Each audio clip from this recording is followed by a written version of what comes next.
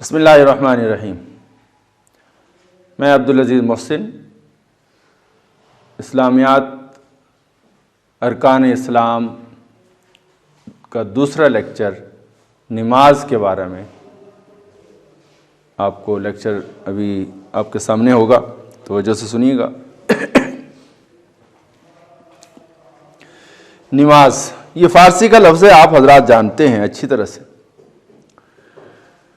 اور اس کو عربی میں کیا کہتے ہیں؟ صلاۃ۔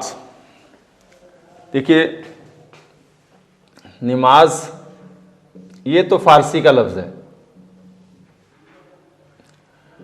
عربی میں اسے کہتے ہیں صلاۃ۔ تو صلاۃ کا معنی ہم جاننے کی کوشش کرتے ہیں۔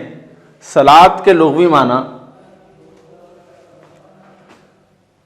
عبادت، دعا، رحمت،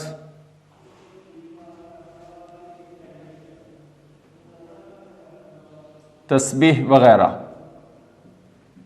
بہت سے معنی ہیں، تقریباً 22 معنی ہیں اس کے صلاۃ کے۔ آپ کو شاید کچھ اور بھی یاد ہوں گے، لیکن 2 سے 3 معنی یاد کر لینا آپ کے لیے بہتر ہوگا۔ اس کے بعد اس کا اصطلاحی معنی، نماز کہتے کس کو ہیں؟ ہم جانتے ہیں کہ وہ عبادت جو روزانہ ہم 5 وقت ادا کرتے ہیں، اس میں تکبیر تحریمہ، قیام، قرات، رکوع، سجدہ وغیرہ ہوتا ہے، اس عبادت کا نام نماز ہے۔ اس کو ہم اسی طریقے سے اگر لکھ لیں گے تو بہتر ہے کہ نماز ایک بدنی عبادت ہے،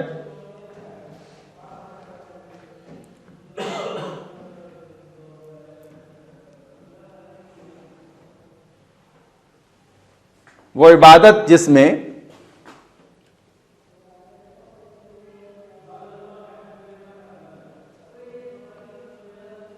میں قیام،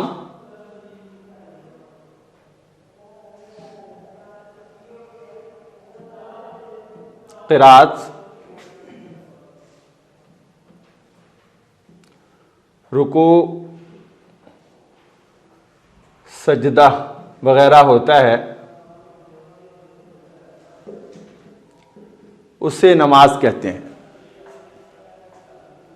اور یہ آپ سب کو معلوم ہے کہ اس نماز کو جب تک ہم نبی پاک صلی اللہ علیہ وسلم کے طریقہ کے مطابق نہیں ادا کریں گے، اس وقت نماز نہیں کہلائے گی، کیونکہ نبی پاک صلی اللہ علیہ وسلم نے فرمایا کہ نماز جیسے میں پڑھتا ہوں ویسے ہی تم نے پڑھنی ہے۔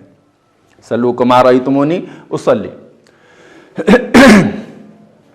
تو یہ نماز کا مختصر سا مفہوم آپ کے سامنے۔ اس کے بعد بچوں، اگر آپ نے فرضیت کے بارے میں جاننا ہے تو قرآن پاک کے اندر نماز کے بارے میں اتنا حکم دیا گیا ہے کہ کسی اور عبادت کے بارے میں اتنا نہیں کہا گیا، اور اس کی اہمیت اسی سے واضح ہو جاتی ہے کہ قرآن پاک کے اندر بارہا نماز کا تذکرہ ہے، 1 بار نہیں، 2 بار نہیں، بارہا نماز کا تذکرہ ہے۔ ہم یہاں پر چند ایک آیات صرف اس لیے لکھ رہے ہیں تاکہ آپ کے امتحانی نقطہ نگاہ سے اس میں آپ کو کچھ مواد آپ کے پاس اکٹھا ہو جائے۔ سب سے پہلے فرضیت نماز، یہ بات تو آپ جانتے ہیں، اور اس کو لکھنے میں بھی کوئی حرج نہیں ہے، آپ اس کو لکھیں گے بھی صحیح، کہ نماز ہر عاقل بالغ مسلمان مرد و عورت پر دن رات میں 5 مرتبہ فرض ہے۔ اور قرآن پاک کی یہ آیت اسی سے متعلق ہے، ان الصلاۃ کانت علی المؤمنین کتابا موقوتا۔ ترجمہ بھی شاید آپ کو نظر آ رہا ہو، بے شک نماز اہل ایمان پر وقت کی پابندی کے ساتھ فرض کی گئی ہے۔ موقوتا، مقررہ وقت پر ادا کرنا، یہ لازم قرار دیا گیا ہے۔ اب نمازوں کے اوقات اور ان کے نام ظاہر ہے کہ جو نام ہیں فجر، ظہر، عصر، مغرب، عشاء، یہ نام ہیں۔ فجر کب ادا کی جاتی ہے؟ سورج کے طلوع ہونے سے پہلے، اور دن ڈھلنے کے بعد۔ اقم الصلاۃ لدلوک الشمس، دن ڈھلنے کے بعد ظہر کی نماز ادا کی جاتی ہے، اور عصر کی نماز کو درمیانی نماز کہا جاتا ہے۔ حافظوا علی الصلوات والصلاۃ الوسطی، کہ ساری نمازوں کی حفاظت کرو، لیکن خاص طور پر درمیانی نماز کے متعلق فرمایا کہ اس کی حفاظت کرو، اس کا تذکرہ ہے۔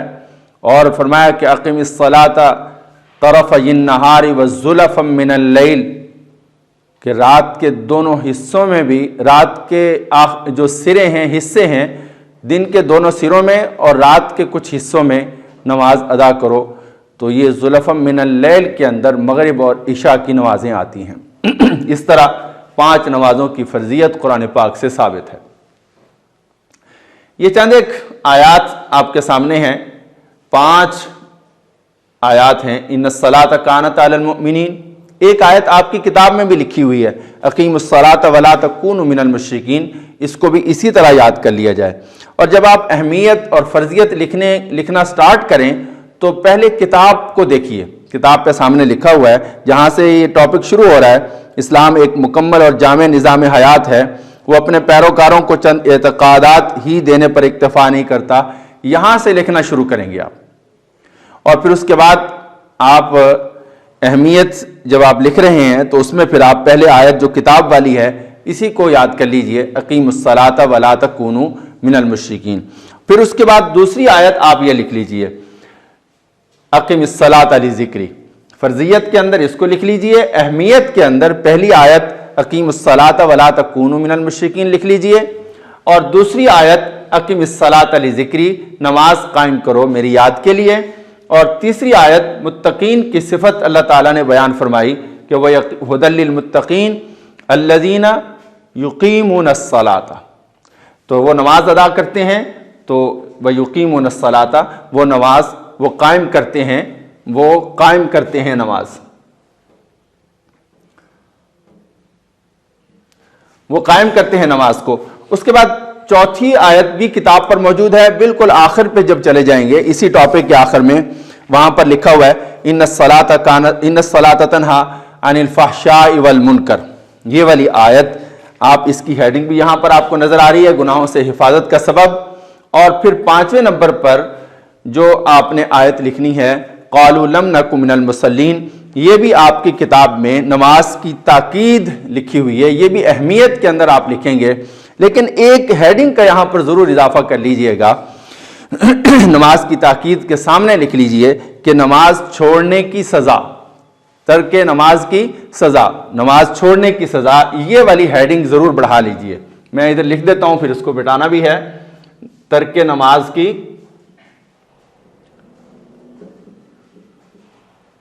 سزا،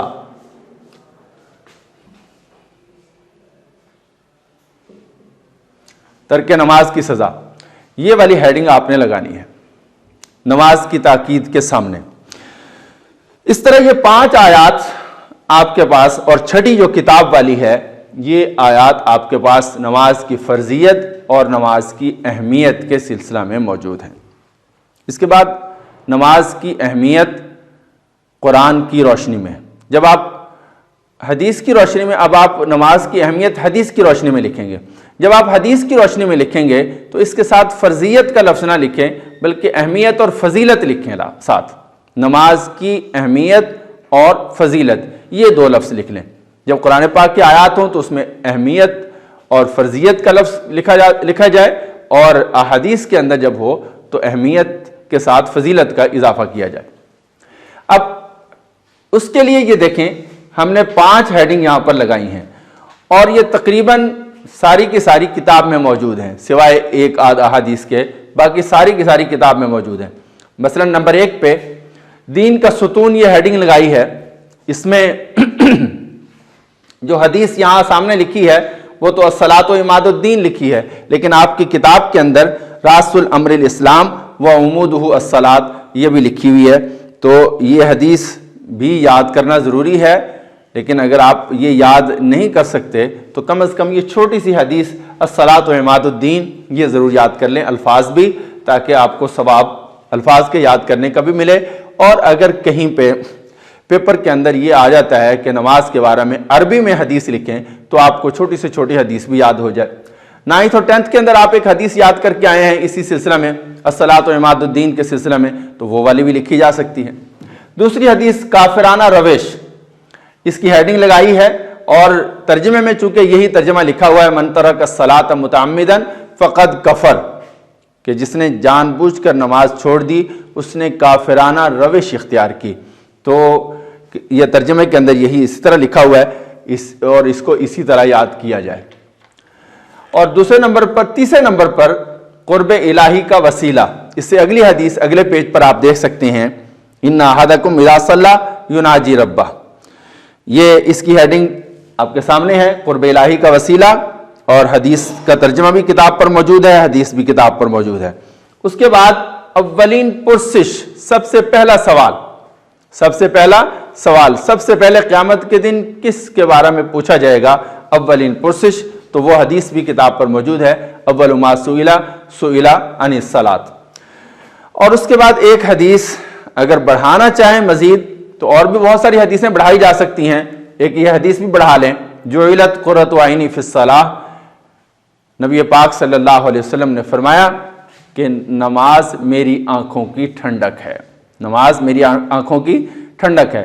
اور ایک یہ بھی حدیث آپ نے، الصلاۃ معراج المومن، نماز مومن کی معراج ہے، یہ بھی حدیث آپ نے سنی ہے، الصلاۃ مفتاح الجنہ، نماز جنت کی کنجی ہے۔ تو اس طرح بہت ساری حدیثیں چھوٹی چھوٹی جو آپ یاد کر سکتے ہیں اور آسانی سے یاد کر سکتے ہیں، اس لیے ان کو یاد بھی کر لیجئے گا۔ اب تک آپ نے نماز کے متعلق یہ جانا، فرضیت کیا ہے، اہمیت کیا ہے، قرآن میں اس کی اہمیت کے متعلق کیا بیان ہوا، اور احادیث میں نماز کی اہمیت کے متعلق کتنا بیان ہوا جو آپ کی کتاب میں ہے۔ اب نماز کے فوائد، اہم ترین حصہ ہے۔ بعض اوقات ایسا بھی ہوتا ہے کہ نماز کے فوائد شارٹ کویسچن کی شکل میں آتے ہیں اور اس میں یہ کہا جاتا ہے کہ 4 فوائد تحریر کریں۔ اگر کبھی ایسا آئے تو اس میں جو آپ نے فوائد لکھنے ہیں وہ صرف ہیڈنگ کی شکل میں لکھنے ہوتے ہیں، اس لیے آپ کی کتاب کے اندر نمبرنگ تو لگائی گئی ہے، 1 سے لے کر 8 تک فوائد لکھے ہوئے ہیں، لیکن ان کی ہیڈنگز نہیں لگی ہوئی، عنوانات یا سرخیاں اس کی نہیں ہیں۔ اب کوشش کی ہے ہم نے کہ آپ کو اچھی سے اچھی اس میں ہیڈنگز لگا کر آپ کو دیں، تاکہ آپ جب اس کے بارے میں لکھیں پیپر کے اندر تو آپ کو نمبر آپ کے پورے ملیں۔ مثلا نمبر 1 پہ نماز کے فوائد جب آپ شروع کر رہے ہیں، جہاں کتاب میں لکھا ہوا ہے نماز کے فوائد، اس میں پہلی چیز تو یہ جان لیجئے کہ پہلے 3 فوائد یہ انفرادی فوائد ہیں، کہ اکیلے انسان پر جب نماز پڑھتا ہے تو اس پر کون کون سے فائدے حاصل ہوتے ہیں، کیا کیا اثرات مرتب ہوتے ہیں۔ تو اس میں پہلے جو 3 ہیں ان کی ہیڈنگز آپ کے سامنے ہیں، ذرا دیکھیے گا۔ نمبر 1 پہ احساس بندگی، کتاب کے اندر باقی پوری جو تحریر ہے اس کو دیکھ لیجئے، بس ہیڈنگ میں نے بتانی ہے آپ کو، احساس بندگی۔ اور دوسرے نمبر پر قرب الہی، تیسرے نمبر پر گناہوں سے حفاظت کا سبب یا گناہوں سے بچاؤ۔ اس میں یہ 3 لکھنے کے بعد آپ درمیان میں تھوڑا سا جب آپ لکھنے لگیں گے کاپی پر یا پیپر پر 1-2 لائنیں چھوڑ دیں، چھوڑ کر اس میں آپ لکھیں با جماعت نماز کے فوائد یا اجتماعی فوائد لکھ لیجئے۔ اب اس میں جو 4تھا نمبر ہے وہ اسی سے متعلق ہے، محبت و یگانگت۔ نمبر 5 پہ اجتماعیت کا شعور۔ اور اسی میں نمبر 5 میں اس کو 2 حصوں میں تقسیم کر لیں. پہلا حصہ آپ ختم کر لیں یہاں پر کہ نماز باجماعت اور بطور خاص جمعہ اور عیدین کی نمازوں سے مسلمانوں میں اجتماعیت کا شعور پیدا ہوتا ہے. یہاں تک روک لیں. اس کے بعد آپ لکھ لیں عملی مساوات کا احساس. کیا لکھ لیں؟ عملی مساوات کا احساس. پورا کر لیں. عملی مساوات اتنا بھی لکھ لیں تب بھی ٹھیک ہے، لیکن عملی مساوات کا احساس یہ بھی لکھ لیں تو اچھا ہو جائے گا. اس کے بعد 6 نمبر پر باجماعت نماز کا اجر. کچھ بچوں نے یہاں پر لکھا ہوگا کہ 27 گنا زیادہ ثواب، صرف وہ یاد کرنے کے لیے لکھا ہوگا، لیکن اگر یہ لکھ لیا جائے تو بڑا بامعنی ہے کہ باجماعت نماز کا اجر. اور کچھ بچوں نے یہ بھی لکھا ہوگا اجتماعی عمل کی برکت. تو وہ بھی ٹھیک ہے، وہ درست ہیں، وہ اپنی جگہ ٹھیک ہیں، ان کو غلط نہیں تصور کیا جائے گا. نمبر 7 پہ بے نماز کو ترغیب و تحریص. نمبر 7 کا فائدہ، نمبر 7 جو فائدہ ہے بے نماز کو ترغیب و تحریص. اور نمبر 8 پہ اجتماعی نظم و ضبط. جو تحریر ہے وہ کتاب سے پڑھی جائے، وہ تحریر پوری کی پوری کتاب سے پڑھی جائے، وہ آپ کے سامنے ہے. نمبر 8 پہ اجتماعی نظم و ضبط. اچھا، ایک اور بات فوائد سے متعلق عرض کرتا چلوں کہ آپ کے جتنے فوائد ہیں ان کے بارے میں اگر آپ کو کوئی حدیث یا کوئی آیت معلوم ہے اور اچھی طرح آتی ہے تو وہ بھی آپ لکھ سکتے ہیں. مثلا قرب الہی کے بارے میں آپ نے حدیث اوپر یاد بھی کی ہے اور پڑھی بھی ہے. اوپر ان احدکم اذا صلی یناجی ربہ، تو یہ والی حدیث یا اس کا ترجمہ آپ یہاں پر لکھ سکتے ہیں. اس کے بعد گناہوں سے حفاظت کا سبب، اس سے متعلق قرآن پاک کی آیت جو بالکل آخر میں دی گئی ہے ان الصلاۃ تنہی عن الفحشاء والمنکر، یہ والی آیت اور اس کا ترجمہ یا صرف اس کا ترجمہ بھی لکھا جا سکتا ہے. اس کے بعد جو ہے محبت و یگانگت ہے. اس میں اجتماعیت کے متعلق کوئی بھی حدیث یا آیت لکھی جا سکتی ہے. اس میں اجتماعیت کا شعور. اور پھر عملی مساوات میں یہ شعر ضرور درج کر لیجئے گا جو مشہور ہے کہ ایک ہی صف میں کھڑے ہو گئے محمود و ایاز، نہ کوئی بندہ رہا نہ کوئی بندہ نواز. یہ والا شعر بھی لکھا جا سکتا ہے. اس کے بعد باجماعت نماز کا اجر ہے تو حدیث اس کے اندر موجود ہے کہ 27 گنا ثواب بڑھ جاتا ہے اکیلے نماز پڑھنے کی نسبت. جماعت کے ساتھ جب آپ نماز پڑھیں گے تو آپ کا ثواب 27 گنا تک بڑھ جاتا ہے. اس کے بعد باقی جو ہیں اس میں ہر ایک میں اگر کوئی حدیث یا کوئی آیت آپ کو آتی ہے تو لکھی جا سکتی ہے، نہیں آتی تو لازمی نہیں ہے، لازمی نہیں. اس کے بعد ایک سوال لکھا ہوا ہے ترک جماعت پر وعید کیا ہے؟ ترک جماعت پر وعید کیا ہے؟ تو 8ویں فائدے کے آخر میں، 8ویں فائدے کے آخر میں ایک حدیث لکھی ہوئی ہے کہ نبی پاک صلی اللہ علیہ وسلم نے تو باجماعت نماز کے لیے مسجد میں نہ پہنچنے والے افراد کے لیے فرمایا تھا کہ جو لوگ نماز کے لیے مسجد میں نہیں آتے، اگر مجھے ان کی بیوی بچوں کا خیال نہ ہوتا تو میں ان کے گھروں کو آگ لگوا دیتا. اس کو اسی طرح یاد کر لیا جائے کہ نبی پاک صلی اللہ علیہ وسلم نے اس حد تک ناراضگی کا اظہار فرمایا کہ میں ان کو گھروں کو جا کر آگ لگا دوں. کہ انہوں نے گھروں میں نماز کیوں پڑھی ہے، مسجد میں آ کر نماز کیوں نہیں پڑھی؟ نماز پڑھی لیکن گھروں میں پڑھی. اس حد تک اس کی وعید ہے. اس کے بعد اگلا سوال، بے روح نمازوں سے کیا مراد ہے؟ آپ کے پاس لکھا ہوا ہے بے روح نمازیں. تو بے روح نمازیں کون سی ہو سکتی ہیں؟ یہاں اس پیرے کو اسی طرح لکھ لیں جس طرح لکھا ہوا ہے تب بھی ٹھیک ہے، لیکن اس پیرے سے جو چیزیں ہمیں نظر آ رہی ہیں کہ یہ چیزیں اس میں بن سکتی ہیں، یہ ہیڈنگز بن سکتی ہیں، یہ عنوانات بن سکتے ہیں، اگر ان کو الگ الگ جیسے میں نے لکھا ہے اس طرح بھی لکھ لیا جائے تب بھی کوئی حرج نہیں ہے، لیکن کتاب میں جیسے لکھا ہوا ہے ویسے ہی لکھا رہنے دیا جائے تب بھی ٹھیک ہے. صرف یہ ہے کہ نشاندہی ہونی چاہیے، آپ کو معلوم ہونا چاہیے کہ ہے کیا کیا. ایک تو لکھا ہوا ہے کہ نماز کو باقاعدگی سے ادا نہیں کرتے لوگ، تو اس کا مطلب یہ ہے کہ بے قاعدگی سے نماز پڑھتے ہیں، کبھی پڑھ لی کبھی نہ پڑھی.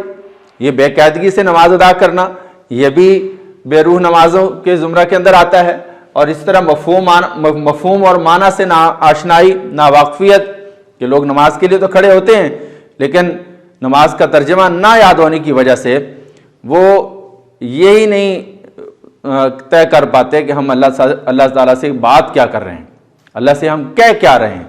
تو اللہ تعالیٰ سے جو کوئی باتیں کرنی ہیں اس کے بارے میں پتہ ہو کہ میں کیا اللہ تعالیٰ سے میں کیا کہہ رہا ہوں، یہ بھی معلوم ہونا چاہیے۔ تیسرے نمبر پر حضوری قلب یعنی دھیان سے نہ کھڑے ہونا۔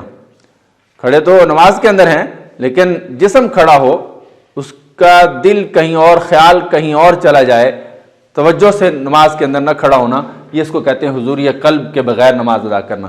اور چوتھے نمبر پر مقصد سے ناواقفیت۔ مقصد کیا ہے نماز کا؟ نماز کا مقصد اس کے بعد والی آیت لکھی ہوئی ہے کتاب کے اندر، وہ اہم ترین مقصد کیا ہے؟ اہم ترین مقصد تقوی ہے کہ آپ کو گناہوں سے بچانا۔